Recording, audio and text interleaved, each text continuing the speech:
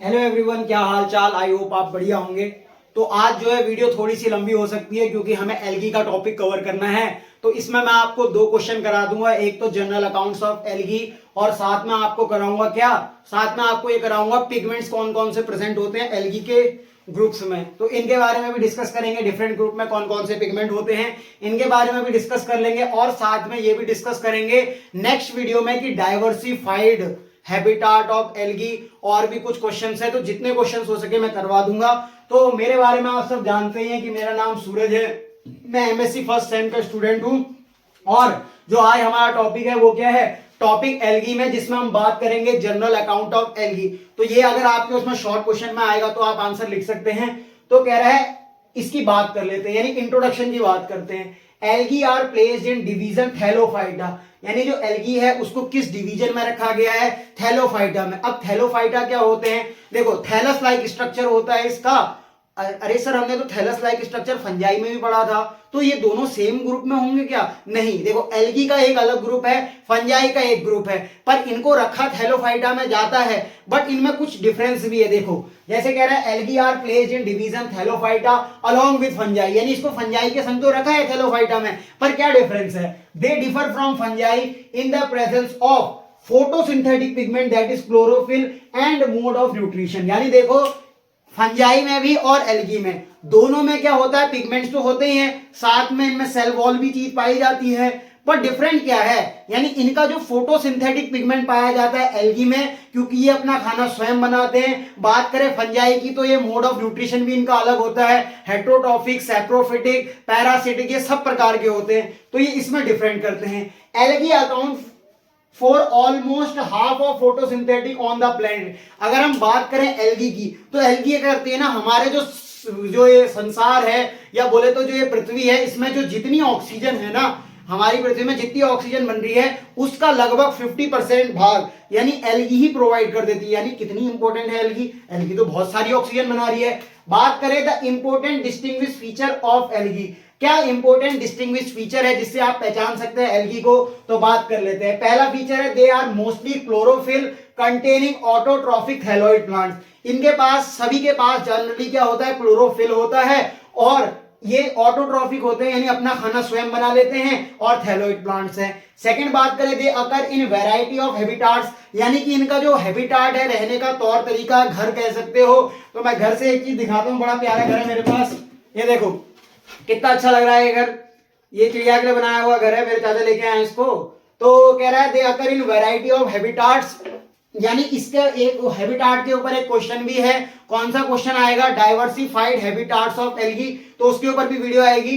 तो they occur in variety of habitats but major of them are aquatic, यानी कि इनका जो वैरायटी ऑफ हैबिटाट है, पर मेजरली ये कहां पे मिलते हैं, हमें एक्वेटिक इकोसिस्टम में मिलते हैं, यानी वाटर वाले इकोसिस्टम में मिलते हैं, जहां पे पानी की अवेलेबिलिटी ज्यादा होगी। ऐसा नहीं कि एल्गी जो है अपना घर बना के रह रहे हैं, ऐसा उनका एक घर है प्यारा सा जिसमें वो रहते हैं, ऐसा नहीं है। वो जो है मोस्टली एक्वेटिक इकोसिस्टम में मिलते हैं, यानी कि उनका जो हैबिटाट है वो एक्वेटिक इकोसिस्टम है। पर इनका जो है ये पहले लैंड प्लांट नहीं कह सकते, सॉरी मुंह से क्या क्या निकल जा रहा है, ये पहले क्या है, वाटर वाले प्लांट है, यानी लाइफ जो है सबसे पहले कहां आई थी, वाटर में आई थी। तो ये एक्वेटिक प्लांट है। They plant body does not show tissue differentiation, यानी इसमें जो है टिश्यू का डिफरेंशिएशन नहीं होता। डिफरेंशिएशन का मतलब क्या होता है, जब सेल के रोल फिक्स हो जाए तो उसको बोलते हैं डिफरेंशिएशन।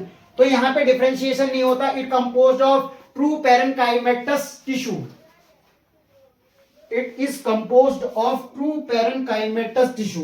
फिर अगला पॉइंट क्या कर रहा है, they stored food material from starch in the form starch, यानी इसका जो खाना होता है ना वो किस रूप में स्टोर करता है, स्टार्च की फॉर्म में। They have mostly unicellular sex organ, इनके जो सेक्स ऑर्गन होते हैं वो यूनिसेलुलर होते हैं, without a jacket of sterile cell around them, यानी इनके चारों तरफ क्या होता है, जैकेट सेल नहीं पाई जाती है।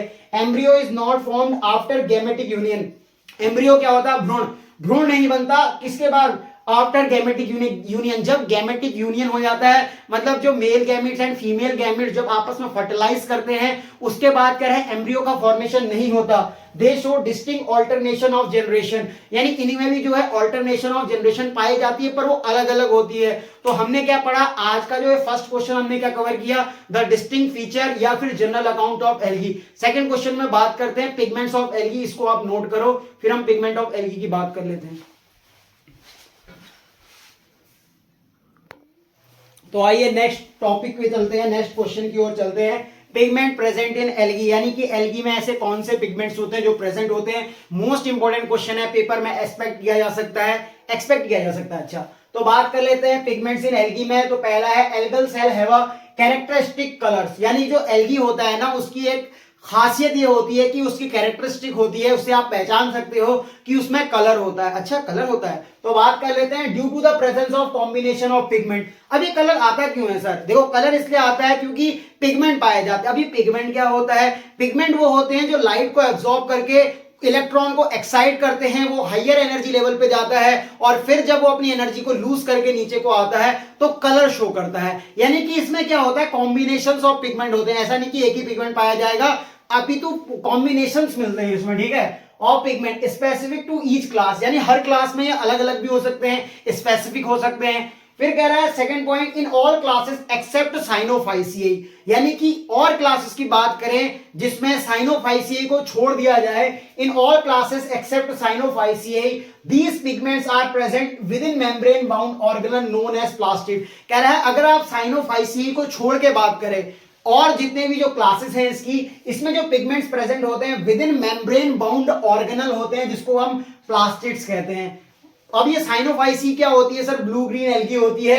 तो क्या है, in blue green the pigments are concentrate in the peripheral cytoplasm. देखो, बाकियों में जिसको हम प्लास्टिड के नाम से जानते हैं, साइनोफाइसी के अलावा उसमें क्या होता है, एक मेम्ब्रेन बाउंड ऑर्गेनल में होती है पिगमेंट, जिसको हम प्लास्टिड कहते हैं। क्या कहते हैं? मेम्ब्रेन बाउंड ऑर्गेनल में होंगे पिगमेंट, जिसको हम क्या कहते हैं सर? जिसको हम कहते हैं क्या? Plastid. But in case of Cyanophyceae जो कि ब्लू ग्रीन है, उसमें क्या होता है कि वो सेंटर में जो मेम्ब्रेन बाउंड ऑर्गेनल है उसमें ना होके पेरीफेरी में हो जाता है। इसीलिए कह रहा है in blue green algae the pigment are concentrate, यानी कहां पे इकट्ठा होते हैं? इन द पेरिफेरल साइटोप्लाज्म, यानी जो साइटोप्लाज्म का पेरीफेरी कहते हैं जिसको, यानी कि जो बाहरी इलाका है उसमें पेरिफेरल साइटोप्लाज्म नोन एज क्रोमोप्लाज्म। यहां पे इसको प्लास्टिड के नाम से नहीं जाना जाता है, क्रोमोप्लाज्म के नाम से जाना जाता है। क्या समझ में आया कि एल्गी का एक कैरेक्टरिस्टिक फीचर है जिसमें कलर होना, उसका ये कैरेक्टरिस्टिक फीचर है। क्यों है? क्योंकि उसमें कॉम्बिनेशंस ऑफ पिगमेंट पाए जाते हैं और ये स्पेसिफिक हो सकते हैं किसमें? अलग अलग क्लास में।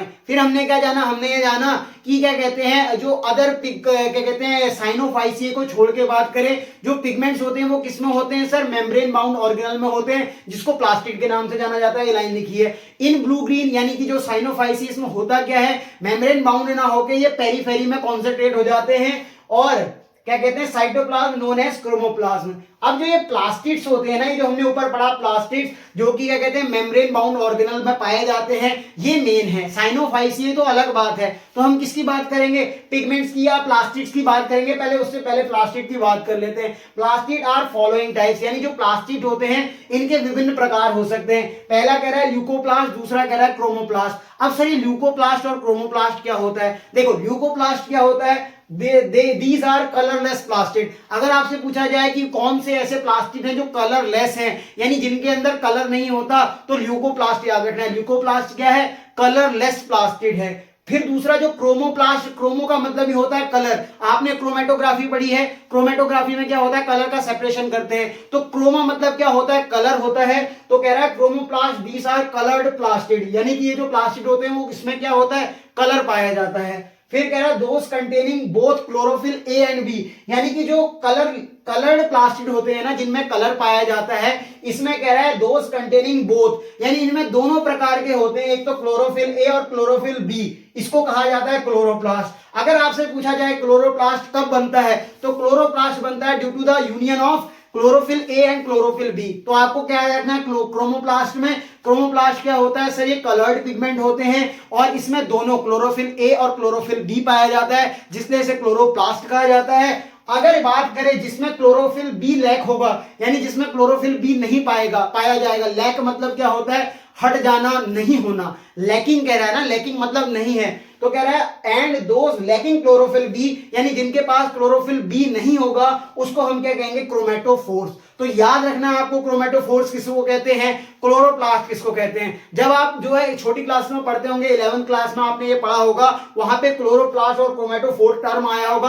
आप सोचते होंगे ये होता क्या है क्लोरोप्लास्ट, तो कह रहा है कलर्ड पिगमेंट होते हैं जिसमें both chlorophyll A and chlorophyll B पाया जाता है, उसको तो बोलते हैं क्लोरोप्लास्ट। और जिसमें क्या कहते हैं, क्लोरोफिल बी लैकिंग होता है, यानी क्लोरोफिल बी मिस होता है, उसको बोलते हैं क्रोमेटोफोर्स।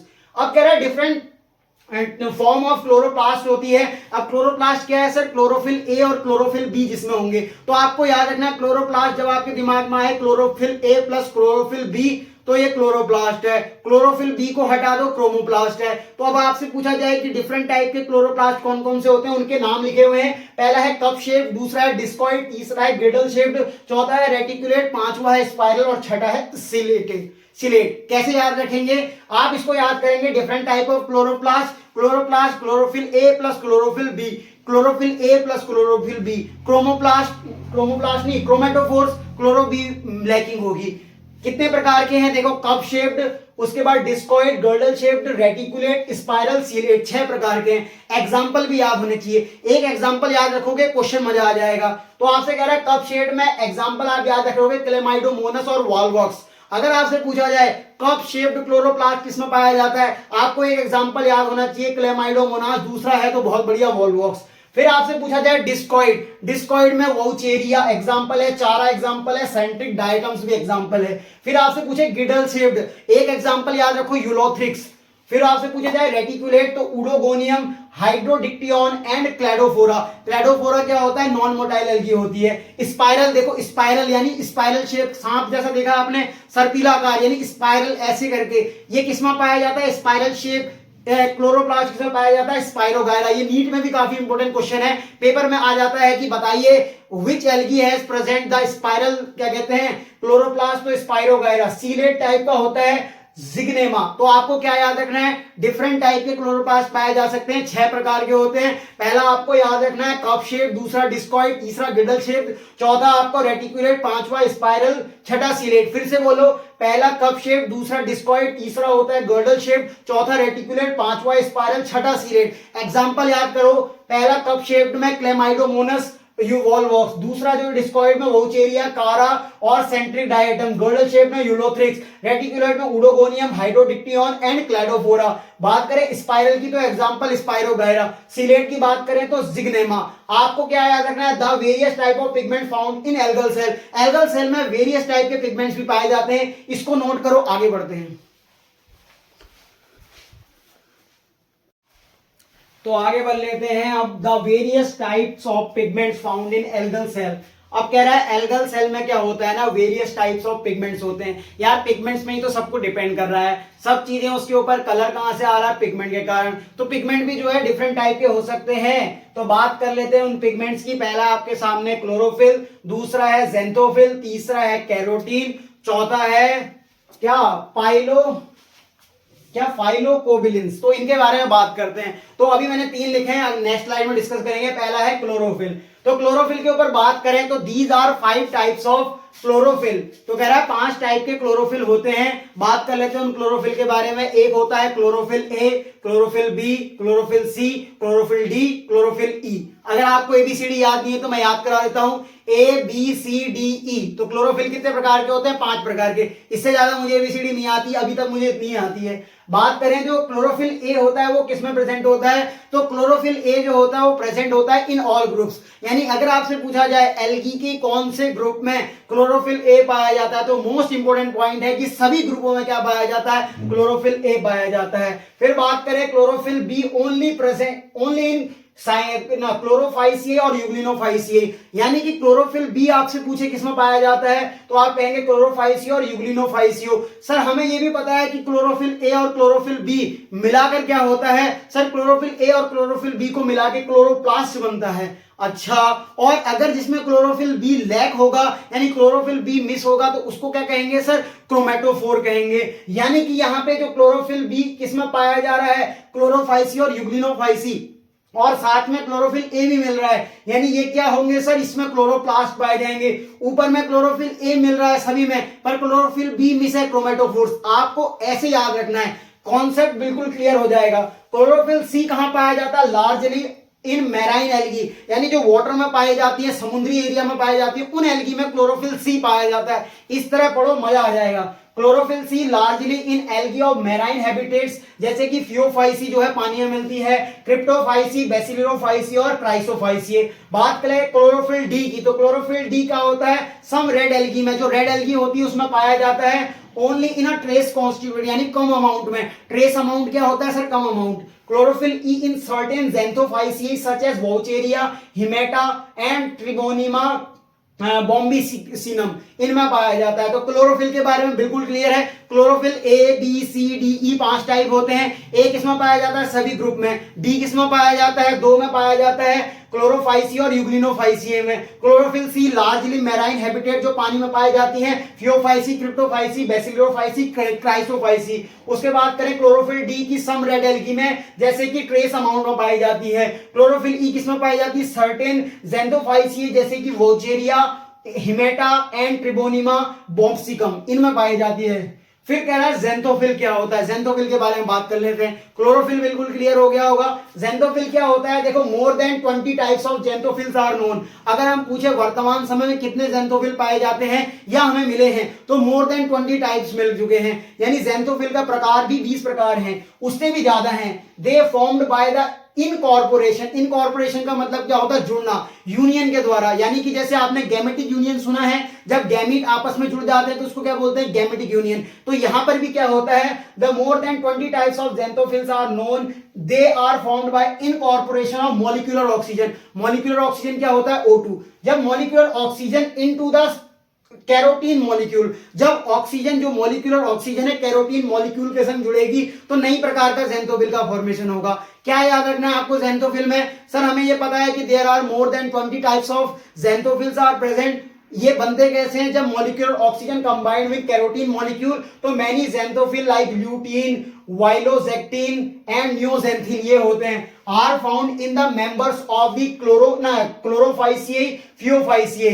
यानी किसमें पाए जाते हैं, क्लोरोफाइसिए और फियोफाइसिए में पाए जाते हैं। Fucoxanthin is the main xanthophyll pigment of phaeophyceae and diatoms. अगर आपसे पूछा जाए कि फ्यूकोजेंथिन, ज़ैंथोफिल में भी कौन सा वाला, फ्यूकोजेंथिन। देखो ज़ैंथोफिल के नाम अलग अलग होंगे, क्यों, क्योंकि वो मॉलिक्यूलर ऑक्सीजन किस तरह से कंबाइंड हो रही है कैरोटीन पे, उसके बेस पे जो है कई सारे ज़ैंथोफिल बनते हैं। तो उसमें एक जो फ्यूकोजेंथिन नाम का जो ज़ैंथोफिल है वो किसमें मिल रहा है, मेनली मिल रहा है हमें फियोफाइसिए एंड डायटम्स। वेयर एज मिक्सोज़ैंथोफिल कहां मिल रहा है, और मिक्सेंथिन एंड ऑसिलोज़ैंथिन आर फाउंड इन क्लोरोफाइसिए। तो आपको ज़ैंथोफिल के बारे में भी क्लियर हो गया होगा। बात कर लेते हैं carotene, that is the third type of pigment. These are oxygen free alicyclic compound, यानी इसमें क्या होता है, ये ऑक्सीजन फ्री एलिसाइक्लिक कंपाउंड्स होते हैं। अब एलिसाइक्लिक कंपाउंड्स क्या होते हैं, मेरे केमिस्ट्री का लेक्चर देखना, यहां नहीं बताने लगूंगा क्योंकि पेपर के लिए पढ़ना है। These are oxygen free alicyclic compounds composed of isoprene units, यानी जब आइसोप्रीन यूनिट्स उसमें जुड़ी होंगी तब।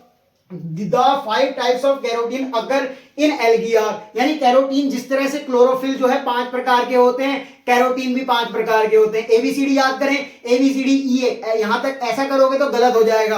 अब आपको एबीसीडी के खेल में जो है थोड़ा सा ध्यान देना है। देखो क्लोरोफिल 5 टाइप के थे, तो हमें एबीसीडी ई याद थी, तो हमने बोला chlorophyll A, chlorophyll B, chlorophyll C, chlorophyll D, chlorophyll E. But आप यहां पे बात करो कैरोटीन में, अगर आप एबीसीडी ई पढ़ोगे तो गलत हो जाएगा, क्योंकि यहां पे ए, बीटा, सी, ई आ जाता है। सर ए बी सी ई आ जाता है, डी तो है ही नहीं, उसकी जगह पे यहाँ पे फ्लेविसिन आता है। तो आपको याद करना है कैरोटीन, तो ए बी सी डी ऐसे नहीं याद करना है, ए बी सी यानी ए से बीटा, सी, ई और फ्लेविसिन। तो बात कर लेते हैं ए कैरोटीन किसमें पाया जाता है, क्लोरोफाइसिए। ए कैरोटीन किसमें पाया जाता है, याद रखो क्लोरोफाइसिए में। और क्रिप्टोफाइसियम है और साथ में रोडोफाइसियम है।